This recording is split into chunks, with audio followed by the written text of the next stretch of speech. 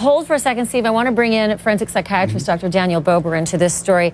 Okay, you better have something good for me on this one, because I always felt like it was a very large group of people who made the determination. People like Hinckley were stuck in an institution for, I think, 35 years before they got out. And by the way, Reagan didn't die.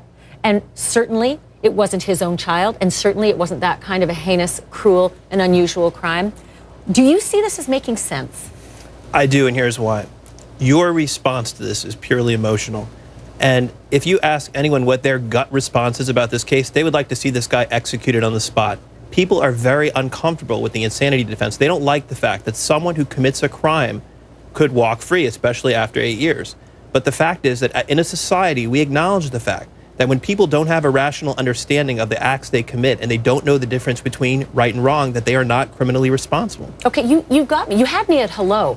You might not believe by the tone of my voice tonight that I'm actually in favor of the insanity defense, because I believe people like Andrea Yates really do need to be rehabilitated if they can be. But I also don't believe that it happens in 8 years, not something this awful. And I don't understand why Andrea Yates, who's now been, I think, a decade and a half in a facility, and Hinckley, who just got out, I think, in September after the 1981 assassination attempt of Ronald Reagan, they stay there for decades trying to get better. Why is he so speedy? So then what amount of time is enough? This guy has a severe mental illness. He was judged to be insane. He has been a model patient. He's been out on 48-hour passes without any incident, any problem. Doctor, he's going to be monitored when he leaves. He's a model patient because he's in an environment where he doesn't have a choice. He has to do what they say. He has to take his medicine. He has to go to treatment. He's in a facility. Out here in the real world, you can skip your meds. You can go all Tad Cummins across the country if you want and go under the radar if you want. And then what happens to the rest of us if he's not regulated?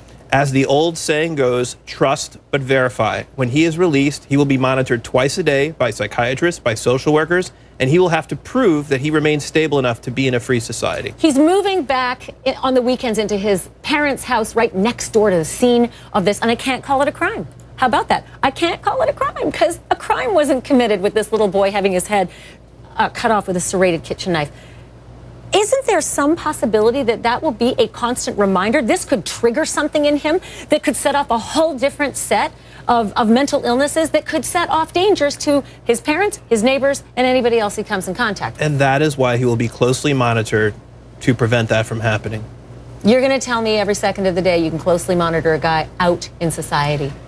I don't buy this. Can he be locked up for 40 or 50 years? How much time will be enough to make you feel comfortable that he should be released? I don't have the answer to that. But I do feel like 8 years doesn't sound right. And I don't know your profession, but 8 years, I matter here. I'm speaking for the people out there who are scared and who see this horrible act as needing some kind of retribution, punishment, maybe rehabilitation, but that 8 years can't fix a head that messed up. But I think what you're responding to is your belief that fundamentally he should be punished, but the way the law looks at him is as a mentally ill person who is not responsible for his conduct because he did not know the difference between right and wrong. Okay, so give me the rehabilitation. 8 years, honestly? It's arbitrary. Every case, we look at different risk factors. We look at what we call static factors and dynamic factors.